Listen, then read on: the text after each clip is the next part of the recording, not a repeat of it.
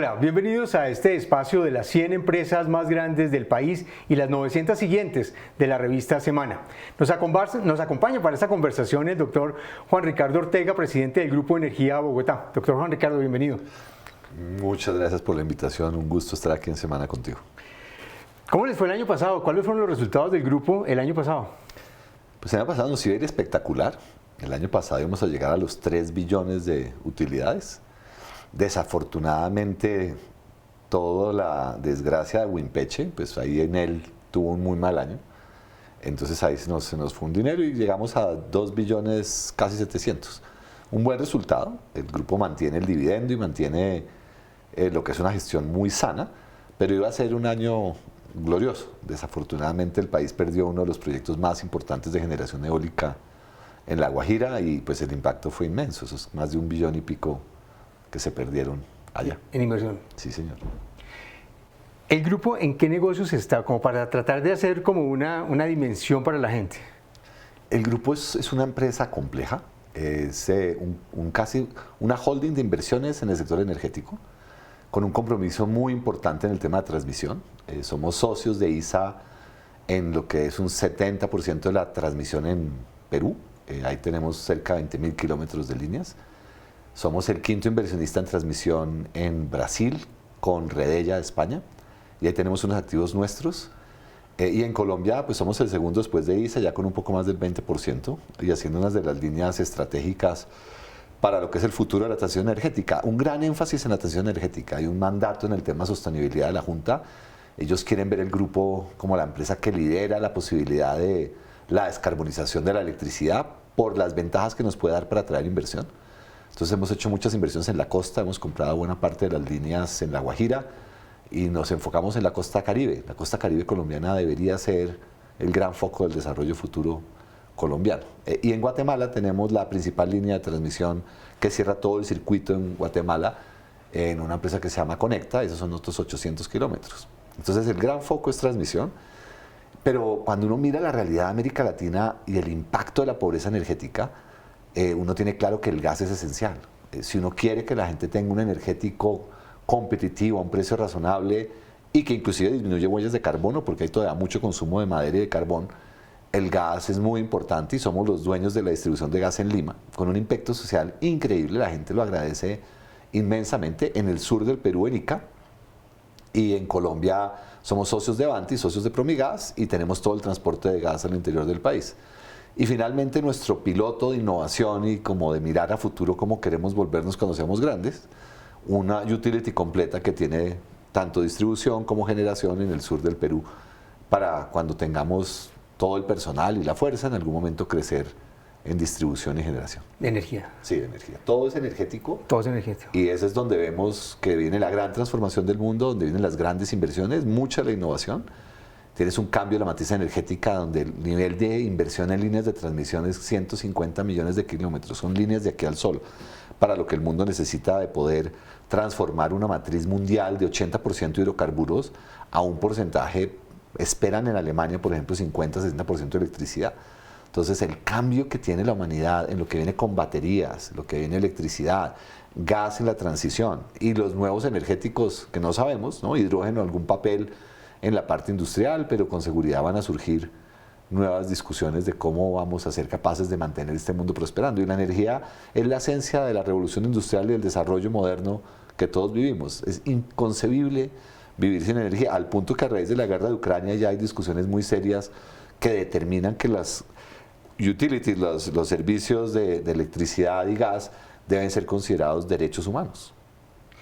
Miremos un poco la coyuntura, porque el año pasado usted me dice tuvieron unas buenas utilidades al margen de este proyecto eólico, pero el año pasado en general al país no le fue bien. Tuvimos un crecimiento muy modesto, muy moderado, y este año arrancó también en las mismas. ¿Cómo están viendo un poco esa dinámica del negocio y de los negocios alrededor de esto? Y se lo pregunto por el contexto en que venimos, un fenómeno del Niño que también golpeó tanto el sector energético como el gas.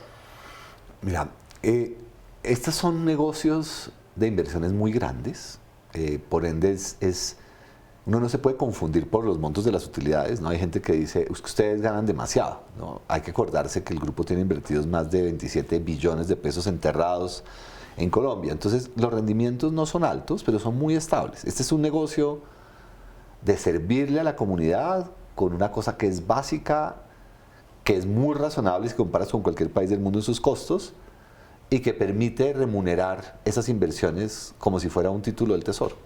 De hecho, si uno hace el cálculo y el gobierno tuviera que hacer estas inversiones, lo que le vale la deuda le cuesta más que lo que generamos las empresas de lo que llamamos, entre comillas, utilidad, ¿no? Es simplemente el retorno a un sacrificio de una enorme inversión por muchos años.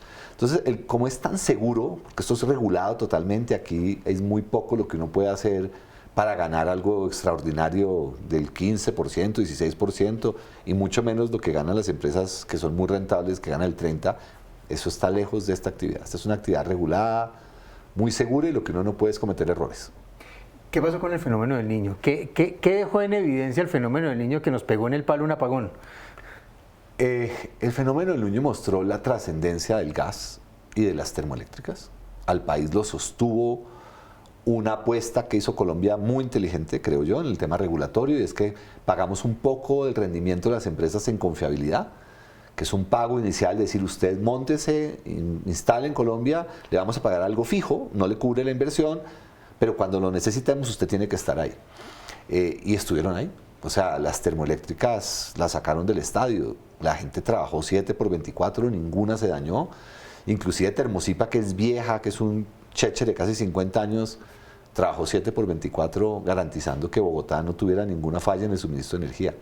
Entonces, quiere decir que tenemos un sector de gente muy competente, muy comprometida con el país, y que cuando el país lo necesitó, todos dieron la talla. Y que la apuesta que hizo Colombia de entender que depender de las hidros y del solar y el eólico no es viable, porque hay nubes, porque deja haber viento y porque a veces no llueve, el gas es el pilar de la confiabilidad del sistema eléctrico colombiano, y sacó la cara. Pero dejó una mala noticia un poco amarga, y es que dependimos en buena parte de las importaciones. Gracias a Dios existe una regasificadora que es SPEC, y una empresa que comercializa, que compra el gas en el exterior, relacionada con las termos de la costa, con TEPSA, y ellos lograron el suministro de gas en un volumen muy importante. En un momento dado llegó a ser más del 15% del gas nacional que se tuvo que importar. Y en materia de energía, digamos, obviamente la vulnerabilidad que me mostraban las hidroeléctricas quedó en evidencia, pero usted siempre ha sido, ha alertado sobre la preocupación que hay en las líneas de transmisión, porque nos hemos enfocado mucho en la generación, pero poco en la transmisión. ¿Cuáles son esas amenazas que usted vio, por ejemplo, en las líneas alrededor de Bogotá y del centro del país? Ya estamos en Bogotá en alguna medida en un racionamiento. Los proyectos industriales nuevos que se están haciendo en el occidente y en el norte no van a tener electricidad. No tenemos forma de traer la electricidad al centro del país, y lo que podemos generar, que es lo que tiene Guavio, lo que tiene Pagua y toda la cadena del río Bogotá y Termosipa, no va a ser suficiente. ¿Qué estamos viendo? Que la gente está siendo consciente de una transformación, el mundo cambió, estás viendo data centers, los grandes negocios hoy en día todos giran alrededor de inteligencia artificial, de monedas electrónicas, de mecanismos de comunicación y de archivos de datos en las nubes. Entonces, lo que es la inversión en cosas que consumen muchísima electricidad cambió como nunca en la historia. O sea, el crecimiento de la demanda en el mes de marzo en Bogotá, que no es calor, no es aires acondicionados, fue del 8%. Y ya las redes no son capaces de abastecer el interior. Nosotros tenemos como caminitos carreteables de 3 carriles máximo, y necesitamos una autopista de 6 carriles mínimo. Y eso son líneas. Hay una portada del Economist, que Dios quiera la cuelgues, que sale la gente abrazando las torres y dice: los árboles que nos pueden salvar el planeta son las torres de transmisión. Y como te decía, se requieren más de 150 millones de kilómetros de torres. En Islandia están haciendo unas que son como unos muñequitos con los brazos abiertos, o sea, cosas que la gente vea, que entienda que van a haber torres por muchos lados, porque requerimos un montón de electricidad. Es la única forma de poder lidiar con un cambio tecnológico, que todo depende de electricidad, y con una necesidad de descarbonizar una cantidad de sectores. Si uno compra un carro eléctrico hoy en día en Bogotá, no está ayudando a descontaminar, porque la energía que va a estar consumiendo va a ser la Termosipa, que es a carbón. Entonces es una ficción. O sea, la descarbonización solo se logra si logramos que las fuentes renovables, como puede ser el eólico en La Guajira, que tiene un potencial inmenso, Desde La Guajira se puede traer hasta Bogotá, pero no tenemos las vías. ¿Y cuáles fueron los problemas con las líneas de transmisión que alimentan el centro? Es un tema largo, comienza con unas demoras en el año 13, 14, que no salieron los diseños de alternativas, diagnóstico de alternativas, es un trámite en el ANLA. En esa época, hace muchos años, nadie está... 10 años estamos hablando. Estamos hablando de 10 años. Después la magistrada de Río Bogotá miró el proyecto y hubo unas personas que, en mi opinión, de forma muy desafortunada empezaron a decir de unos supuestos impactos ambientales que no son ciertos, pero la desinformación prevaleció. Y eso intervino el proyecto por más de 2 años. Y el grupo en el pasado probablemente tuvo unos contratistas a los cuales se les pagó por resultado y descuidaron el trato, entonces fueron maltratadores con algunas comunidades. Y esos resentimientos, esas demoras, ha hecho que haya una oposición y también gente oportunista que no quiere ver torres cerca de sus propiedades, que están bloqueando la posibilidad que se puedan construir. Y el problema es que Bogotá ya se va a quedar sin luz. O sea, Falabella en el centro de distribución le está tocando comprar unos megageneradores a diésel. Es un absurdo porque al país le va a costar más, porque el diésel es oxidado, va a contaminar un montón, porque el diésel es el más contaminante. Y todo eso podría ser electricidad, pero no tenemos cómo proveerla en las zonas norte y occidente por falta de infraestructura. Es una calamidad y a partir del 26 puede llegar a generar inclusive racionamientos en algunas partes del centro oriente del país. ¿Usted por qué habló de que estamos en racionamiento? Porque ya tienes que todos los proyectos nuevos en el norte y en el occidente no tienen cómo tener acceso a electricidad. ¿Y son solo proyectos empresariales o vivienda también? No, viviendas. Hay 37.000 viviendas que no van a tener electricidad si no se logran construir estas torres porque no hay cómo garantizarles el servicio. ¿Y esas torres de dónde vienen? ¿Qué energía traen? Sogamoso, que es una de nuestras represas importantes, y es una línea de 850 torres más o menos, que viene desde Sogamoso recto, iba a entrar por Gachancipá, ahora se va a desviar un poco a la derecha hacia Esquilé, y después cruza para llegar hasta Nueva Esperanza en el sur, y en la curva que le da, pasa por Tabio, por Subachoque, y es ahí donde hay una inmensa oposición, porque pues son fincas de recreo de personas influyentes. Y a diferencia de Antioquia, donde hay una enorme conciencia de que esto es un bien público para el beneficio de todos y esencial, en Antioquia uno ve al lado de las casas de personas, inclusive con enorme sentido estético, como es la casa de Marta Sen, la gran cantante de ópera, que tienen una torre ahí, en el jardín de la casa, y la gente no lo ve como una afrenta. Acá en la Sabana hay una enorme oposición en esos sitios donde no quieren, y los argumentos que dan no son particularmente técnicos, hablan de que las torres pueden afectar las fuentes de agua y eso no es cierto. Esto es un cuadrado de 16 metros con pilares de 3 metros, ¿cómo va a acabar es una fuente de agua y por qué? Y que va a acabar con el tirillo del Lanudo, y tampoco eso es cierto. O sea, las torres no son un riesgo para esa fauna ni para el medio ambiente. Pero sí son estéticamente para algunas personas desagradables y nosotros estamos con todo el ánimo de hablar y discutir, pero hay como un poquito de animadversión y mucha desinformación y no se logra avanzar en el diálogo. Y el que necesite hablar, total disposición, el grupo se sienta a negociar de la manera más transparente para encontrar una solución, porque se está volviendo un tema de una gravedad inmensa para la ciudad y yo creo que mucha gente va a ser perjudicada. La buena noticia fue la que se conoció en los últimos días acerca de la licencia ambiental para Colectora. ¿Qué es Colectora? El país hizo una apuesta con información muy seria de que hay un potencial inmenso en eólico y solar en el Caribe colombiano. Se estima que puede llegar a haber 100 gigavatios de potencia. Los números de electricidad son difíciles, pero hoy en día el país tiene instalados 20, que es como tener lo que se usa en el momento más crítico y las llantas de repuesto. Las llantas de repuesto se necesitan porque a veces no hay agua, a veces no hay sol, se necesita una diversificación de fuentes porque la energía no está garantizada de la nada, a menos de que sea punta de gas, que es muy contaminante y costoso. Entonces, esa matriz colombiana tiene que alimentar un pico, y el mayor pico creo que es en diciembre, como en el Día de las Velitas, en el cual todo el mundo está en las casas, están los hornos prendidos, la gente está en familia y el país tiene algunas industrias funcionando, porque las industrias tienen que operar buena parte del tiempo, y hay necesitas más de casi 11.000 megavatios de potencia, esos son 11 gigas, ¿sí? Ese es el pico, Y uno tiene que tener la capacidad de tener suficientes máquinas y equipos en el país para atender ese pico. Si eso no funciona, el país empieza a apagarse. Y si eso se hace desordenadamente, el país se puede quedar sin luz. Y para eso tenemos 21. En La Guajira y en el Caribe hay 100. Es decir, 5 veces todo lo que tiene el país. Si la gente quiere ver precios bajos de energía, los puede ver si se invierte y toda esa energía puede estar a disposición de la gente. Y la energía eólica y la energía solar puede ser muy barata en diferentes horas del día. Pero se necesita que la gente invierta. Y para que la gente invierta tiene que haber las líneas de transmisión. Y la primera línea de transmisión que va a abrir la posibilidad de que se pueda traer esa energía de La Guajira hasta 2 gigas es Colectora. ¿Cuántos kilómetros son? Son 400 en total en 2 tramos de 200. ¿Y es una inversión que costó?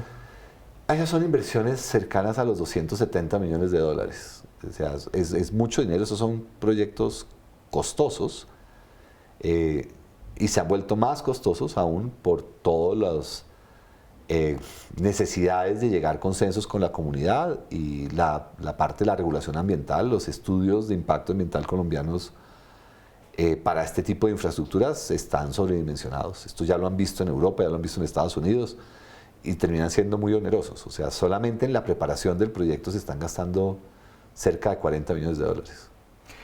Uno de los grandes retos que tuvo el desarrollo de Colectora fue precisamente el tema de las consultas previas. ¿Cuántas consultas y cuánto tiempo duraron ustedes en esa discusión? En papel 235, pero en realidad son 236, 5 años, un esfuerzo titánico. El gobierno del presidente Petro ayudó mucho, sin lugar a dudas la ministra Irene y el ministro Camacho han sido grandes colaboradores. Y gracias a todo el esfuerzo del gobierno estamos ya con la posibilidad de hacer el proyecto. Esto está lejos de estar terminado. ¿Cuánto tiempo es? No tiene que quedar la licencia en firme. Estamos leyéndola, son 650 páginas. Eso te da una dimensión de la complejidad de lo que es este tema. Hay 2 vanos, los vanos es el deprimido de las líneas, 2 torres y 2 cauces que son claves para tener acceso a la subestación que no están aprobados. Entonces tenemos unas conversaciones para mirar cómo encontramos salidas, por qué la autoridad ambiental juzga que no satisfacen los criterios que se requieren para ser aprobados. Y cuando resolvamos eso, Dios quiera pronto, arrancamos a construir y nuestro compromiso con el país es 100 semanas. Pero necesitamos que la gente sea consciente y que no haya bloqueos de la comunidad, que la comunidad entienda que para La Guajira, para el país, esta es la alternativa del futuro. Y si la gente no ve que se pueden hacer las cosas, este es el fin del futuro. Porque nadie va a volver a tratar. Después de que Enel perdió todo lo que perdió, si nosotros tenemos 1000 problemas, nadie va a arriesgar. Porque cuando uno ve que al otro se le queman las plumas, uno no se acerca a la candela. Alguien hacía una reflexión y es, ustedes lograron sacar adelante el proyecto de Colectora pues, hasta la licencia ambiental. Muchos de los proyectos han abortado de generación. Todos, hay uno que queda. Están en gran problema y alguien hacía las reflexiones, podemos caer en el peor de los mundos, con líneas y sin proyectos. Podríamos, yo no creo que eso pase porque la verdad, La Guajira es bendecida con un viento de los mejores del mundo. O sea, nosotros hemos estado trabajando con agencias alemanas y tenemos estudios que muestran que los factores de planta que se logran son de lejos superiores a cualquier cosa en el Mar del Norte, inclusive mejor que en Chile. ¿Y eso qué le puede traer a La Guajira y qué le puede traer al Caribe? Al Caribe le traería energía barata, a La Guajira le podría traer agua. O sea, desalinizar agua es un proceso eléctrico, la electrólisis, que es la forma de poder separar el hidrógeno, el oxígeno y poder limpiar agua si uno quiere por membranas. Todo ese proceso se puede hacer solo con electricidad. Y la electricidad barata de torres puestas en su territorio es lo que permitiría a los pueblos de La Guajira tener agua potable y tener agricultura para poder garantizar la sostenibilidad y lo que va a ser muy importante en La Guajira, refrigeración. La Guajira en todos los modelos del mundo es de las zonas que puede sufrir muchísimo calentamiento y este año ya viste temperaturas de 42 grados, mentiras, 52 grados en Nueva Delhi y ya se han visto temperaturas de más de 60 grados en el Golfo Pérsico y cuando las temperaturas llegan a 60, 70 el ser humano ya no es viable. Entonces si uno no tiene mecanismos de refrigeración, La Guajira podría volverse un sitio inhabitable. Por eso la capacidad de tener electricidad Es la única forma de poder construir infraestructuras que puedan tolerar esa transformación del clima tan compleja en esos territorios. Usted mencionaba, hablábamos al principio del tema del apagón que nos pegó en el palo. Sin embargo, algunos expertos dicen, esta la sorteamos, pero en el mediano plazo, 26-27, podemos tener un déficit que podría llevarnos a un racionamiento. ¿Cuál es el escenario que usted está viendo y cuáles son los riesgos que tenemos alrededor de la generación?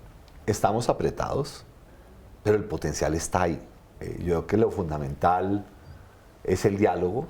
Uno no puede cerrarse. Además, como estamos en esta polarización, la gente empieza a visualizar escenarios muy negativos que no son necesariamente ciertos. Y yo creo que si logramos el diálogo y se mantienen reglas claras de juego, la inversión se va a dar. Porque esta es una actividad donde la gente que está es increíblemente comprometida y competente y es lo que sabemos hacer. Entonces uno quiere invertir. No es lo que desafortunadamente han querido algunos representar, que es un tema de lucro y de enriquecerse. Eso no es cierto. Y quien diga eso, que haga los números, porque no corresponde a la realidad. Estos son negocios que logran rentabilidades razonables desde el punto de vista financiero para cubrir una deuda y para que el capital invertido tenga el rendimiento que podría tener si uno invierte en un bono del gobierno. Y yo creo que eso es como lo mínimo que cualquier persona que ahorra, porque ahorro es un sacrificio del presente por el futuro de todos, que reciba lo que el gobierno paga por endeudarse, o sea, ¿por qué no va a recibir menos? O sea, es el valor intertemporal del sacrificio del consumo de hoy al consumo de mañana. Desafortunadamente, se generan lenguajes que se demoniza el que alguien genere valor. Y estas empresas generan muchísimo valor. Y estos servicios son esenciales para la gente y son buenos servicios. Y yo creo que el país lo ha visto. O sea, miren, se apagó Sudáfrica, se apagó, pues Venezuela había apagada, Ecuador se apagó. Cuando uno se le daña toda la comida en la nevera, cuando el restaurante tiene que salir a ver cómo diablos cocina todo lo que hay, se baja toda la capacidad de servir la carta, cuando el peluquero le toca volver a peluquear con tijeras y no puede hacerlo rápido con las máquinas. O sea, vivir sin electricidad es horrible. Lo que pasa es que la gente no se acuerda de lo que es eso, pero deben hacer un ejercicio y de ver la trascendencia de este servicio y la calidad del sector eléctrico que tiene Colombia. Hace unos meses se hizo una subasta de energía para darle más confiabilidad al sistema. Sin embargo, la gran mayoría, por no decir que la totalidad de lo que se asignó, son energías renovables, que está bien, eólicas y solares, pero son energías que no tienen respaldo. ¿Qué hace falta ahí? ¿Tendríamos que hacer una nueva subasta? ¿Qué podemos incorporar? ¿Térmicas, otras hidráulicas? ¿Usted cómo ve ese panorama? Todo fue solar. Ayuda, pero el solar, acordémonos que nosotros no tenemos verano y el sol funciona de las 7 de la mañana a las 5 de la tarde. Después de eso, no hay. Entonces, hay un instrumento esencial de la regulación que no hemos logrado avanzar lo suficientemente rápido, que se llaman los AMIs, que son los medidores inteligentes. Y a la gente le han asustado que los medidores inteligentes permiten que les corten, que no sé qué, y en realidad es la mejor defensa para la gente porque le permite tener precios por franjas horarias, y eso permitiría que en las horas de mucho sol la energía sea muy barata y la gente que tiene problemas de plata, como muchas personas en Colombia las tiene, pues cuando uno va al supermercado uno puede ir y mirar los precios y comprar lo que es barato y escoge, o uno paga lo que hay, ¿no? En este momento la gente paga la electricidad lo que hay, pero en el momento en que tenga franjas horarias, en Europa hay momentos en que la electricidad literalmente tiene precio cero por la cantidad de generación solar, y en algún momento Colombia va a llegar ahí. En ese momento es en el momento que uno carga el carro o la bicicleta o las motos, que son súper eficientes, y la economía puede empezar a girar, a electrificarse y cambiar consumo del pico, que es lo que vuelve caro el sistema, a los valles, ¿no? Que es 3 de la mañana, ¿sí? O sea, uno puede empezar a programar.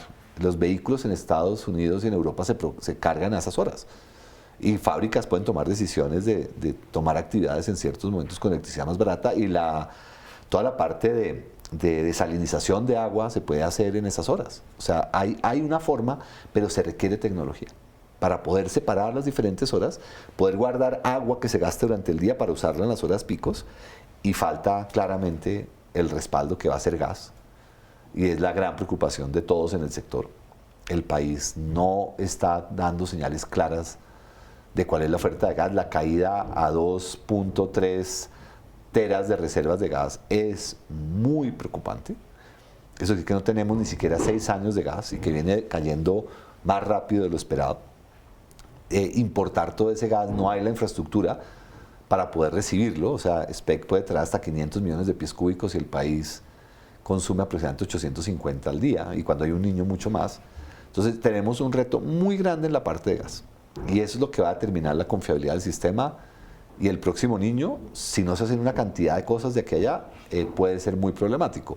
Pero todo lo estamos hablando, y yo confío que entre todos vamos a realizar las inversiones que garanticen la solución. ¿Cómo está funcionando TGI en este escenario de gas apretado? TGI ha sido muy afectada por un cambio regulatorio muy desatinado durante el gobierno Duque. Y hasta que eso no se resuelva, pues no hay forma de invertir, porque la regulación que le sacaron a TGI, que es casi que a dedo, dice que los activos de TGI cuando pasan 20 años ya no valen nada. Entonces es como que usted le diga que su carro por ser usado ya no vale nada. Entonces, pero el carro funciona, el carro sirve, el carro presta servicio, haga otro nuevo a ver si le sale gratis. Pero desafortunadamente esa fue la regulación que sacaron. La CREG ha reconocido que está mal, que eso fue un absurdo. Entonces estamos en el proceso de que salga la nueva regulación. En el entretanto, pues uno está atado de pies de manos, porque pues nadie va a invertir en una cosa que le dicen usted invierte y después yo digo que no vale nada. Y en ese escenario, una planta de regasificación en el Pacífico, ¿ustedes la han considerado? Hay un compromiso con el país, porque somos una empresa pública, que nuestra vocación es servir, de que estamos dispuestos a mirarlo. Pero no podemos invertir sin una claridad en la regulación. ¿Y eso es un proyecto de qué? ¿500 millones? 700 millones de dólares. Y tienes todo el reto de lo que son consultas en la zona del Pacífico, pasando por Buenaventura a Jumbo, que es un área muy compleja, de 1000 dimensiones, orden público, comunidades. Entonces, la voluntad está, nosotros estamos para servirle al país, pero necesitamos reglas razonables. Uno no puede pedir que invierta 700 millones de dólares para perderlos. O sea, esta es la plata de Bogotá, esta no es la plata de un capitalista, es el ahorro de una ciudad que ahorra para poder tener ingresos estables a futuro. Y tenemos el espejo de SPEC. ¿Cuánto duró SPEC para que pudiera funcionar? ¿Como 6 años, 7 años? Sí, es muy lento, es un proceso lento.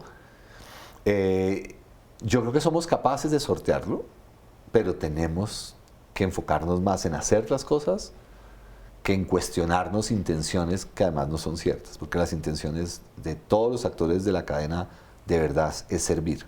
Esto es un servicio público con servidores públicos, todo el mundo ha pasado por el Estado en alguna dimensión y con vocación de servicio. Así como vimos en energía que hay limitaciones con el tema de las líneas y el tema de la generación, en el tema de gas, ¿ustedes cómo están haciendo? Es decir, ¿tienen garantizado gas por cuánto tiempo para atender la demanda? Nosotros no atendemos la demanda, hay un fallo en la regulación muy desafortunado, y es que el único que no puede integrarse verticalmente es TGI, con argumentos supuestos de protección a la competencia, pero en el sector de gas no hay competencia porque el monopolio es Ecopetrol. Entonces, ¿cuál es la discusión de competencia? Es un poquito extraño. Entonces nosotros no podemos distribuir, y ese es uno de los grandes problemas de TGI, que uno no puede encontrar soluciones donde uno hable con el cliente final, le pueda dar la solución y le construye la infraestructura. Nosotros quedamos en sándwich, y si construimos la infraestructura y después sí, entre el productor y el consumidor, y si no nos quieren pagar, quedamos en la olla. Entonces TGI tiene una situación muy complicada. Banti es la que atiende la demanda final, y el país ya empieza a tener retos a finales del 26 de cómo van a ser los suministros. Va a tocar importar ese gas, y la pregunta que se tiene que hacer Colombia es: ese costo de tener que importar gas, que claramente sale más caro, ¿quién lo va a pagar? Hay gas, el país tiene gas, pero la mayoría de ese gas se lo va a poder vender Ecopetrol a él mismo. ¿Es esa la función de ese gas, o ese gas se le debería vender y mantener la estabilidad mientras que el país consigue más gas? Porque no es factible pensar que en el corto plazo va a estar Venezuela, porque toca construir un gasoducto importante. El que Venezuela...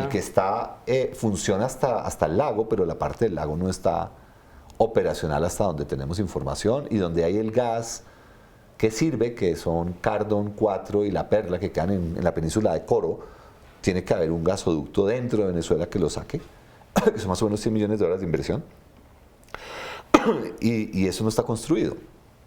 Entonces, opciones hay, pero toca hacer inversiones importantes. Y arrancar.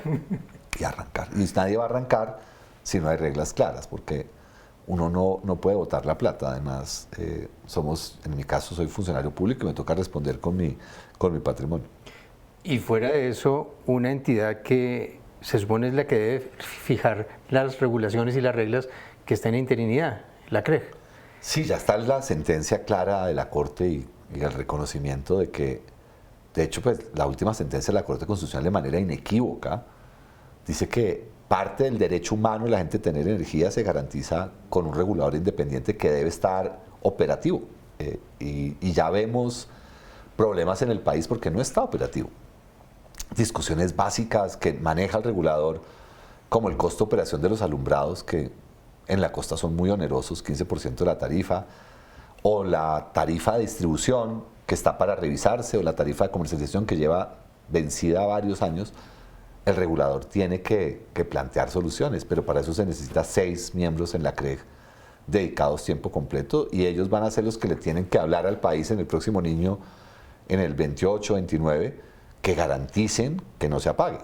Y es importante que estén, porque antes de que dar la cara, si las cosas salen bien, los aplaudimos; si las cosas salen mal, alguien es responsable, porque esto tiene costos inmensos. O sea, una falla en estos temas puede generar demandas muy onerosas, porque puede haber imprevisión si no empezamos a hacer las cosas ya. Pero todos estamos dedicados a ver cómo ayudamos para que todo salga bien. Con todo este panorama, ¿cuál es el plan de inversiones que tiene el grupo para este año? Nosotros nos hemos enfocado en invertir en Brasil. Las reglas brasileras son verdaderamente muy virtuosas. En Brasil tienen claro que estos proyectos son esenciales para el futuro del país, y van y se hacen en tiempo. Hay diferencias, como todo, es normal, pero se resuelven por otro lado. Y se resuelven a través de jueces y determinan compensaciones que la gente pues encuentra que es una sentencia judicial y es justa, y ahí queda cerrado el tema, pero no se paran y no se bloquea el desarrollo de una sociedad. Entonces Brasil está haciendo miles de millones de dólares de inversiones en el sector eléctrico al año. Es impresionante la claridad que tiene Brasil, y ya creo que está de 6ª economía del mundo, o sea, no es azar. Entonces, pues nosotros hemos visto en Brasil una capacidad de formar nuestra gente, de prepararnos, de traer ideas, y de poder, pues, todo lo bueno que las empresas colombianas han hecho allá, liderados por ISA, también poder tenerlo el grupo y poder replicarlo acá. En Perú, con ISA, estamos haciendo un montón de cosas. La transición energética requiere un montón de minerales. Perú tiene unas reglas de juego bastante estables, entonces invertir en Perú tiene sentido, porque la economía peruana va a ser muy exitosa, porque ellos entienden que la minería es esencial para cualquier cosa que la humanidad quiera hacer y que se pueda hacer bien. Entonces en Perú estamos muy invertidos, y en Colombia con la ilusión, ¿no?, de hacer colectora, con el compromiso con el presidente y el gobierno de que La Guajira tenga esta oportunidad. Esta es la oportunidad de La Guajira, Dios quiera que no la malogremos, y listos para mirar el tema de la regasificadora, que creemos que es esencial, pero ahí uno necesita claridad un poquito en las reglas, y Dios quiera la realidad de tener un campo de juego justo, en el cual TGI tenga la misma opción que tiene Promigas de tener integración vertical, o que tiene Invercolsa en la parte de transporte y distribución. Creemos que el tema de generación es distinto, y que la generación es importante que se mire, porque el modelo que hemos tenido de libre competencia nunca ha tenido libre competencia. Y yo creo que hay un tema de fondo regulatorio para Colombia, de pensar por qué no apareció el gas, porque el país se está quedando sin gas. Algo hemos hecho mal. Y generalmente el tener monopolios no es ideal. Ayuda. ¿A cuánto ascienden las inversiones para este año, más o menos? $300 millones más o menos. ¿Y de eso afuera cuánto es? Una parte muy importante, excepto colectora. Colombia son aproximadamente unos 100 y pico, y el resto es afuera. O sea, más o menos, un poco más de la mitad. Más de la mitad afuera, sí. Le preguntaba lo de las inversiones porque cuando uno mira los datos del DANE en inversión estamos muy por debajo, una gran preocupación porque eso es el crecimiento del futuro. ¿Qué puede explicar que las inversiones en el país estén hoy tan rezagadas? La incertidumbre política, el entorno de falta de confianza. ¿Cuál es un poco la visión que usted tiene desde un grupo que es fundamental para las finanzas de Bogotá y para el bienestar de la ciudad? Hay unos estudios muy serios del tema que menos entiende la teoría económica es inversión.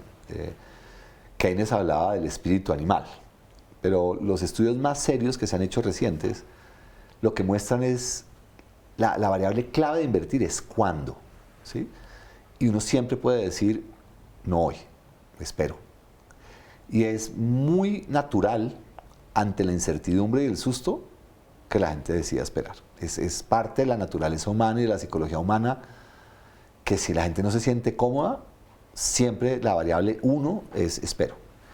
Y creo que podemos estar cayendo en ese modo de esperar, que es muy desafortunado, porque la verdad, como le decían los papás, lo que no se hace hoy, pues tal vez no se haga mañana, ¿no? Entonces, arranque hoy. Pero pues empíricamente la gente ha decidido que hoy no. ¿Y qué es lo que está afectando esa decisión? Yo creo que mucha gente tiene susto.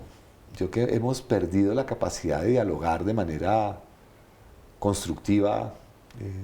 Se usan lenguajes que presumen intenciones, que presumen mala fe, que presumen culpa. Cuando uno mira un poquito la historia de la violencia en Colombia, el libro de Constaín sobre Álvaro Gómez, yo creo que tiene una gran enseñanza para Colombia. Y es que el lenguaje de la Guerra Civil Española fue el lenguaje que usó Gaitán y el lenguaje que usó Laureano. El lenguaje hace que uno vea el mundo a través de las palabras. Y si las palabras son feas, uno ve el mundo feo. Los ingleses tienen una regla sabia en el Parlamento en que nadie puede acusar a alguien sin una prueba, en que nadie puede usar palabras que representan mala fe, mala intención, porque eso desfigura la capacidad de un diálogo. El diálogo se tiene que hacer con palabras neutras, sin calificativos, buscando tener evidencia, buscando escuchar al otro y buscando entender qué es lo que se quiere solucionar. Y cuando uno tiene un problema y uno habla claro, uno encuentra una solución.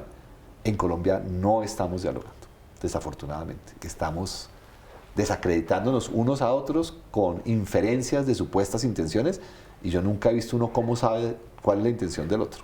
Eso es muy difícil de saber. Los mensajes del gobierno son muy contra el sector privado y contra las empresas. En el caso de ustedes, que son una empresa pública, pues ahí cayeron. ¿Cuál es un poco esa sensación que tienen del diálogo con el gobierno y de los mensajes del gobierno? Yo creo que todos los lenguajes en Colombia han decaído.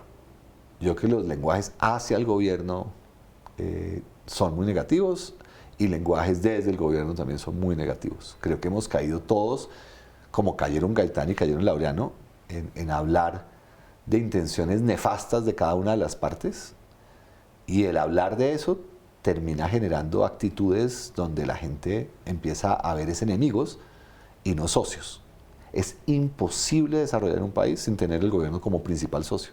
Por algo se lleva el 30% de lo que uno produce. O sea, no hay socio más importante que el Estado.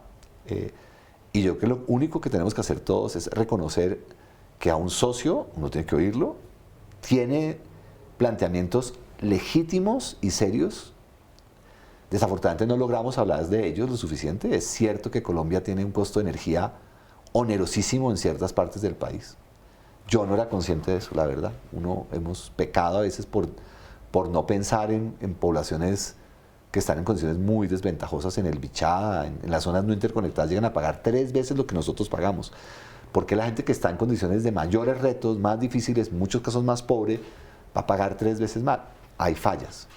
El gobierno en eso tiene razón. Ese es un problema que requiere solución. ¿Cuál es la solución? Es una discusión difícil. Yo creo que podríamos todos conversar sobre eso. Es cierto que se construyeron ventajas a las grandes aglomeraciones. Bogotá, Cali, Medellín tienen condiciones favorables. Es mucha gente pagando una infraestructura que se divide, caso Bogotá, por 8 millones, pero cuando uno está en otros sitios como Chocó, es increíblemente desigual. Entonces, yo que sí le hemos fallado a un cinturón del país, que tiene unas condiciones desventajosas y realidades desventajosas. En eso el gobierno tiene la razón. No hay nada que hacer. ¿Por qué no lo logramos escuchar? Que hay cosas que funcionan muy bien, también hay cosas que funcionan muy bien. El sector eléctrico al país le ha funcionado muy bien. No nos hemos apagado.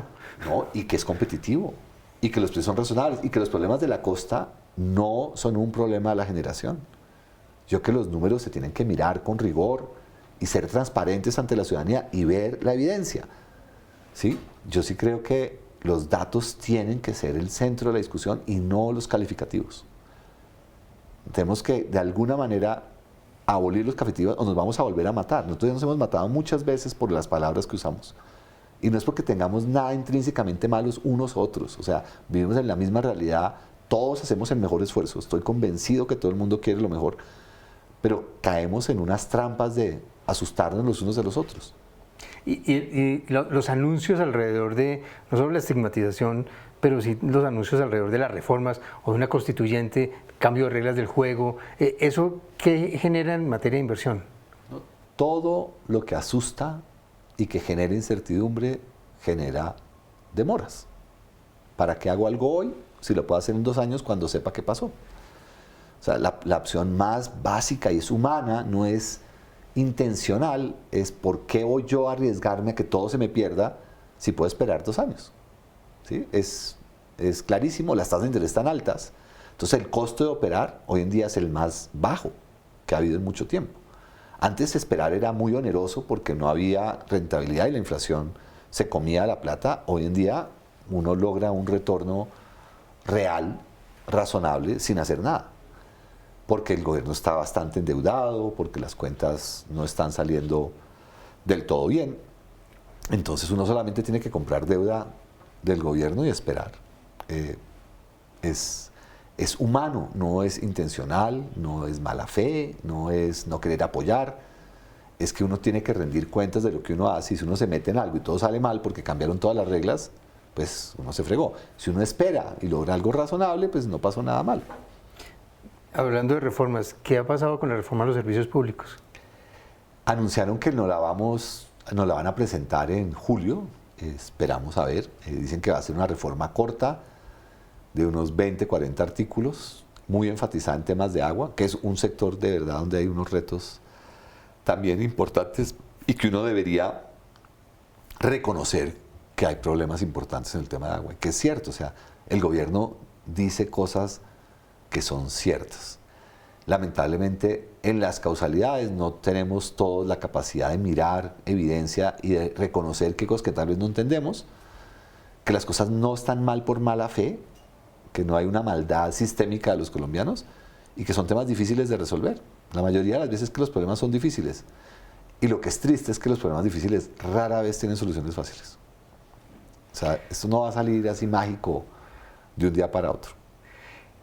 Volviendo un poco al tema de las inversiones, ¿han visto algunos sectores donde quisieran entrar o algunos de los que quisieran salir? A uno le preocupa mucho el futuro del gas en Colombia. Sería muy valioso una discusión profunda, ¿no? La ministra de Ambiente tiene razón que el metano es brutalmente contaminante. O sea, uno claramente sabe que el metano es un tema que hay que castigar y sancionar. Yo creo que esas cosas funcionan si se empieza a vigilar y sancionar, pero no prohibir. Porque prohibir no sirve mucho porque el planeta es uno, ¿no? Y es un poquito lo que está pasando hoy en día. Se ponen 1000 sanciones y todo, pero China está produciendo con carbón sin compasión, y lo mismo Rusia y Venezuela. Y si ellos no se limpian, lo que haga Colombia es irrelevante. Que la gente compre carros eléctricos en Colombia no resuelve nada porque el carro eléctrico viene de China, que el carbón produciendo el carro ya contaminó todo lo que iba a contaminar un carro de combustión interna. Entonces, yo creo que hay que tener una visión global, realista, y entender que la pobreza energética en Colombia debería ser prioridad y que si solucionamos los temas de pobreza energética de manera tácita, reducimos de forma muy importante la huella de carbono y que el mayor impacto como país es deforestación y agricultura, particularmente ganadería, que es un tema que no oímos una palabra. O sea, ¿cómo vamos a apoyar investigación y desarrollo en el sector ganadero para que el metano, en Colombia sale más metano del trasero de las vacas que lo que sale de los pozos de gas. Y tal vez cuando uno mira los datos, uno dice, ¿por qué el gas que le soluciona los problemas a la gente, que es barato, que disminuye la pobreza, que es uno de nuestros grandes problemas y grandes preocupaciones, y los gasecitos de las vacas, pues se puede hacer investigación y desarrollo a ver cómo les mejoramos su proceso digestivo? Ya para ir terminando, ¿cómo hicieron ustedes para moverse en ese escenario complejo que usted hablaba de una inflación, de unas tasas altas y de un dólar bastante volátil? Nos ha pegado durísimo, durísimo, o sea, y con la regulación más. TGI va a tener un hueco de 200.000 millones de pesos al año, producto de haber tenido que cubrir a dólar la deuda, que era una deuda contratada hasta el año 28, cuando el ingreso de la empresa era en dólares, pero la regulación la especificó sin ningún estudio de impacto, sin ningún análisis, y eso son más de 200.000 millones de pesos al año que se van al excusado, literalmente, ¿no? Entonces es muy riesgoso. Errores en las variables financieras por imprevisión o por fallos en la regulación afectan muchísimo los estados financieros, y para el grupo ese ha sido uno de los principales retos. Por eso hemos enfatizado que las otras empresas saquen la cara, y afortunadamente lo hemos logrado, pero va a ser retador. La tasa de cambio es totalmente incierta, porque lamentablemente la tasa de cambio son muchas cosas a la vez, y una de esas es expectativas, y debilidad financiera, debilidad fiscal, debilidad en las tasas de inversión, son todas malas señales para la tasa de cambio. Entonces esas incertidumbres afectan mucho. Dios quiera que logremos una narrativa más armónica y que logremos dialogar, y ver que somos todos aliados, porque es un único país, es nuestro país, es donde van a crecer nuestros hijos, y donde yo creo que todos tenemos que tener compromiso de resolver los problemas, que muchos son reales. Y para eso estamos, para servirle a los colombianos. Finalmente, doctor Ortega, ¿cómo salimos de esta? ¿Cómo le damos el estartazo a la economía? ¿Cómo podemos mover un poco el aparato y generar un nuevo dinamismo? No escuchar más las palabras feas, Dios quiera que no las repitieran. Y si uno se sienta a trabajar con los equipos del gobierno, uno puede trabajar, son personas igualitas a uno, que quieren el país tanto o más que uno, y con la que si uno se enfoca en lo que hay que resolver, uno logra hacer las cosas. Ahí logramos, gracias al gobierno colectora, y yo estoy seguro que la vamos a terminar, y la vamos a terminar en tiempo trabajando con el gobierno. Ellos son mi socio, es un socio de vida, no hay opción, es nuestro país. Las palabras no pueden nublar el hecho de que todos tenemos que servirle a este futuro con el cual tenemos que estar comprometidos. Y yo creo que si lo hacemos vamos a salir adelante, pero no podemos caer en lo que ya nos pasó en los años 40, de que las retóricas ponzoñosas nos terminen volviendo animales rabiosos que vemos enemigos en lo que son simplemente compañeros de viaje. Es una nave, una Colombia en la que estamos todos juntos, y nos tiene que ir bien a todos. Muchas gracias, doctor Ortega. No, con mucho gusto. A ustedes mil gracias por acompañarnos en esta conversación. Los invitamos a que nos sigan en nuestras plataformas y en semana.com. Un feliz día para todos.